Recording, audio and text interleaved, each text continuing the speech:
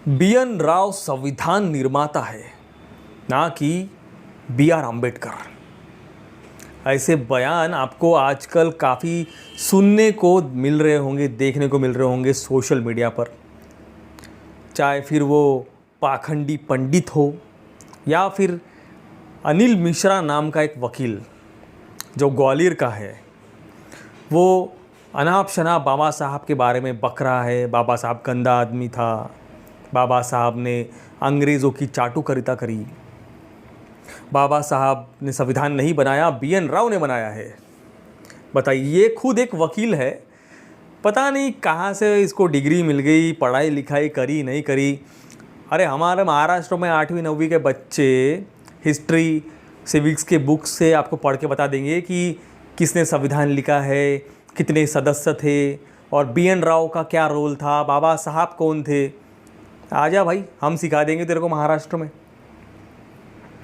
ये सिर्फ ढकोसले बाजी है, मीडिया में कैसे खुद को सेंटर ऑफ अट्रैक्शन बनाया जाए, इसलिए महापुरुषों को बदनाम करने के लिए ये ऐसी चालें चली जाती है। तो ये अनिल मिश्रा उनमें से एक है। इसका खुद का कुछ अस्तित्व है नहीं, तो लाइमलाइट में कैसे आए, फोकस में कैसे आए, इसलिए ये फालतू के बकवास बयान कर रहा है सोशल मीडिया पर आकर। और उससे भी ताजुब की बात यह है कि उसे फॉलो करने वाले या उसको कमेंट करने वाले भगवान की दुहाई देते हुए आप सही कह रहे हैं, बी.एन. राव असली सदस्य। अरे पढ़ो लिखो, कुछ तो दिमाग लगाओ। हाँ, अबे 26 नवंबर 1949 को संविधान सभा में जब ये सब चल रहा था तो बाबा साहब के सामने बैठे हुए ऑलमोस्ट सभी ब्राह्मण थे, उच्च जाति के सवर्ण हिंदू थे। उनकी औकात नहीं हो पाई बाबा साहब को हटाने की या उनके प्रश्नों को तोड़ने की।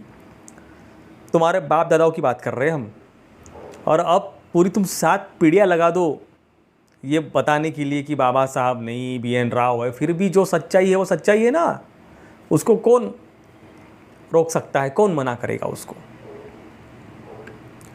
तुम्हारे अब्बा जान प्रधानमंत्री मोदी से पूछ लीजिए, है ना। अब मुझे समझ में ये नहीं आता कि साला इनको इतना हौसला आता कहाँ से है। कहीं न कहीं से तो इनके कनेक्शंस है, कहीं न कहीं से इन्हें सपोर्ट मिलता है, इसलिए तो इतनी बकर बकर करते रहते हैं यहाँ वहाँ। CGI पर जूता फेंक देते हैं। हाँ, होता इनके पीछे कोई और है, इनको खाली मॉडल एज ए मॉडल सामने किया जाता है। वैसे ही ये मिश्रा है, इसके पीछे भी किसी न किसी का सपोर्ट है। फालतू का ये समाज में तेढ़ निर्माण करने की एक साजिश है। सबको पता है संविधान निर्माता कौन है, बाबा साहब है। अरे भाई, बी.एन. राव वो सलाहकार थे और बाबा साहब संविधान निर्माता थे, ये क्लियर कर लो सबसे पहले तो। अब इन अनपढ़ों को ये भी पता नहीं होगा कि स्वतंत्र भारत के संविधान की स्थापना को पूरा करने के लिए 2 वर्ष 11 महीने 17 दिन लगे। इसके 11 सत्र हुए, कुल 165 दिन चले। इनमें से 114 दिन संविधान के प्रारूप पर विचार विमर्श किए गए।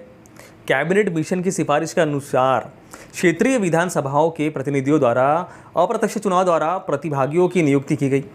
यह प्रणाली इस प्रकार थी दोस्तों, 292 सदस्य प्रांतीय विधानसभाओं द्वारा चुने जाते थे।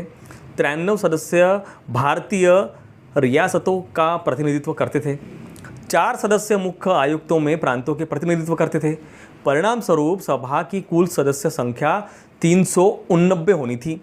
हालांकि 3 जून 1947 को माउंटबेटन योजना के विभाजन के परिणाम स्वरूप पाकिस्तान के लिए एक अलग संविधान सभा की स्थापना की गई और कई क्षेत्रों के सांसद सभा के सदस्य नहीं रहे। परिणाम स्वरूप सभा की सदस्य संख्या घटकर 299 रह गई। अब ये बातें तो इन अनपढ़ों को तो पता ही नहीं होगी। अब ये जो अनिल मिश्रा के जो बाप दादा है राजेंद्र प्रसाद, जो कि अध्यक्ष थे, उन्होंने खुद संविधान सभा में स्पीच दी थी कि बाबा साहब ने इतने खराब स्वास्थ्य के बावजूद भी दिन रात मेहनत करके संविधान तैयार किया है। इनका मैं आभारी हूँ कि इतना अच्छा संविधान बाबा साहब ने हमें दिया है। आपको क्या लगता है, अनिल मिश्रा जैसे कीड़े उस समय नहीं होंगे जब बाबा साहब ने अपने पूरे कलमे पढ़ाई तो सब लोग काउंटर कर रहे थे उनके कि ऐसा तुमने क्यों किया, ये पॉइंट क्यों डाला, इसको आरक्षण क्यों दिया, सबको बाबा साहब ने अकेले ने चुप कराया। तब कोई बदल नहीं पाया बाबा साहब का संविधान या बाबा साहब का नाम। तो अब क्या कर लोगे? 70 साल में ही ये लोग थक हार गए हैं दोस्तों। 3000 साल से इन्होंने मनुवाद चलाया, स्त्रियों को सम्मान नहीं दिया, ऊंच नीच का भेदभाव बनाया, हिंदुओं को हिंदू जैसा नहीं रखा, कीड़े मकोड़े जैसे उनके ट्रीटमेंट दी, है ना। किसी ने भगवान के श्लोक भी सुन ली तो उनके कान फोड़ दिए, आँख फोड़ दिए, पता नहीं क्या क्या घोर कृत्य किए। और अभी बाबा साहब के संविधान के वजह से कुछ जो लोगों को अछूत समझा जाता था, घर के बाहर बिठाया जाता था, अलग खाना परोसा जाता था, वो लोग आज इनके सर पर चढ़कर बैठे हैं तो सिर्फ बाबा साहब की वजह से। अच्छी नौकरियां मिल रही है सिर्फ बाबा साहब की वजह से, महिलाएं आज काम कर रही है सिर्फ बाबा साहब की वजह से। तो इस अनिल मिश्रा जैसे लोगों को देखा नहीं जा रहा, इसलिए ये बाप बदलने लगे हैं कि संविधान BN राव ने लिखा है, बाबा साहब ने नहीं। और ये सब शुरू होता है दोस्तों ग्वालियर में बाबा साहब की मूर्ति लगने को लेकर। अब ये तो हो गई संविधान सभा की बात, संविधान किसने लिखा, क्या लिखा, ये तो सब पूरा जग जाहिर है। इसीलिए तो कोलंबिया यूनिवर्सिटी में बाबा साहब को पढ़ाया जाता है, BN राव को नहीं। अमेरिका बाबा साहब को सिंबल ऑफ नॉलेज कहता है, BN राव को नहीं। इसीलिए तो 25 से ज़्यादा राष्ट्रों में बाबा साहब की प्रतिमाएं हैं, BN राव की नहीं। और दैनिक भास्कर की रिपोर्ट है कि 192 से ज़्यादा देश बाबा साहब की जयंती मनाते हैं, BN राव की नहीं। BN राव को तो कुछ लोग जानते ही नहीं, गूगल करना पड़ता है BN राव कौन है आज भी। मेरा अनिल मिश्रा से बस यही कहना है, बेटा तू झूला झूल, बस बाप को मत भूल। अब संविधान सभा के अलावा बाबा साहब के जो कार्य है, जो बाकी सदस्य थे, किसके नाम आपको याद है बताइए बरा? ना राजेंद्र प्रसाद जी ने कुछ बड़ा काम किया, ना पंडित जवाहरलाल नेहरू ने, ना BN राव ने। जितने लोग आप जानते हो उतने के नाम मैंने गिना दिया। अब बाबा साहब ने महार सत्याग्रह किया, पानी का जो था प्रॉब्लम वो सॉर्ट आउट किया। बाबा साहब ने महिलाओं के सम्मान के लिए हिंदू कोड बिल लाया, और हिंदू कोड बिल लाने के लिए उन्होंने अपने कानून मंत्री पद से इस्तीफा दे दिया। हाय सालो तुम में ताकत इस्तीफा देने की ऐसी, आज तो कोई देगा नहीं। बाबा साहब ने मजदूरों के लिए, कामगार के लिए उन्होंने एसोसिएशन बनाए। 14 घंटे के उन्होंने 8 घंटे कर दिए काम का सेशन। उन्होंने मंदिरों में हिंदुओं को ही प्रवेश मिले इसलिए सत्याग्रह किए। आपको सिर्फ कालाराम मंदिर ही पता होगा, लेकिन असंख्य मंदिरों के सत्याग्रह है बाबा साहब के नाम। उससे भी बड़ा उन्होंने संविधान लिखा। बाबा साहब अगर चाहते तो सिर्फ महाराष्ट्र के महार जाति के लिए ही काम करते, लेकिन वो तुम्हारे जैसे ऐसी छोटी सोच वाले नहीं थे ना अनिल मिश्रा। उन्होंने सर्वधर्म समभाव अपनाया और सर्व जाति को समान रखा। ST ST NT OBC सबको आरक्षण दिया। वो चाहते तो खुद की जात को सबसे ज़्यादा आरक्षण दे सकते थे, लेकिन नहीं, उन्होंने ST को आगे रखा, उसके बाद SC आते हैं। समझ रहे हो? OBC को उन्होंने आरक्षण दिया, OBC के लड़ाई में वो साथ में थे। OBC के बाप कहलाते हैं बाबा साहब। और तू क्या बता रहा है अनिल मिश्रा?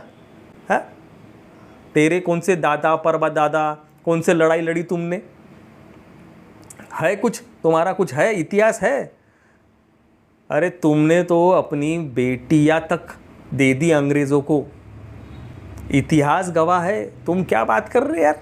सत्ता में रहने के लिए, वर्चस्व बनाने के लिए अंग्रेज़ों का साथ दिया तुमने, और नाम ले रहे हो बाबा साहब का। बाबा साहब को जैसा अंग्रेज़ों से लड़ना था संवैधानिक तरीके से लड़े, और अपने हक उन्होंने दिलवा कर रखे अपने लोगों के लिए। कभी कभी ठंडे दिमाग से सोचो तो लगता है कि अच्छा हुआ अंग्रेज़ भारत आए थे, क्योंकि अंग्रेज़ों के वजह से ही इन कूटनीति जो हिंदुओं ने चलाई थी, ऐसी कई प्रथाएं जो है वो बंद कराई गई अंग्रेज़ों द्वारा। उसमें से सबसे फेमस है सती प्रथा, या फिर शूद्र के पहले बच्चे को गंगा में बहा देना। ये सब अंग्रेज़ों ने ही बंद कराया है। आज हम जो हमारा जो राष्ट्रीय चिन्ह है ना, वो भी अंग्रेज़ों की देन है। आज अशोक सम्राट हो या फिर गौतम बुद्ध के बारे में जो हमें जानकारी है ना, वो भी अंग्रेज़ों की ही वजह से है। जो स्तूपा चैत्य मिले हैं वो भी अंग्रेज़ों की वजह से, वरना ये लोग तो खा जाते थे भारत को और स्तूपा का कुछ और ही बना डालते थे ये लोग।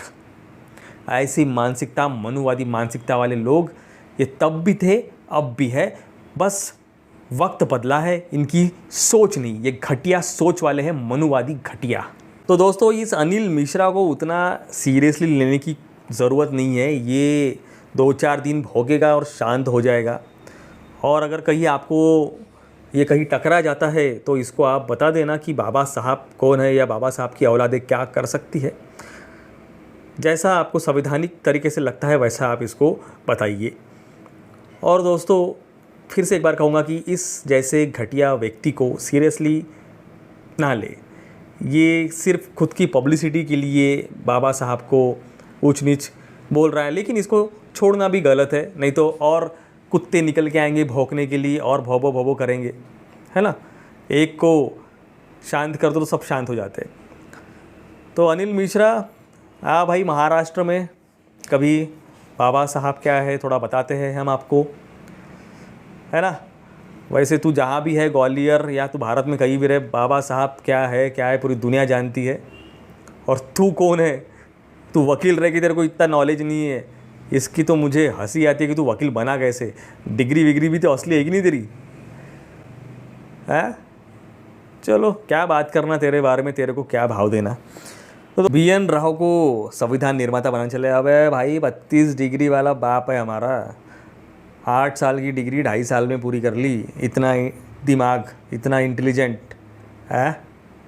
और वो भी कोई ऐसा बिहार की यूनिवर्सिटी से नहीं भाई, जहाँ से तू पढ़ा है MP की वजह से नहीं, विदेशी यूनिवर्सिटी, कोलंबिया यूनिवर्सिटी। आते जाते बस यही कहूँगा अनिल मिश्रा को कि जो तुम्हारे बाप दादा 7 पीढ़ियाँ नहीं कर पाई, वो तू भी नहीं कर पाएगा। आधा कब्र में है भाई तू। जितनी ज़िंदगी बची है बस सुकून से जी ले, फालतू के येड़े चाले मत कर। तेरे से नहीं हो पाएगा।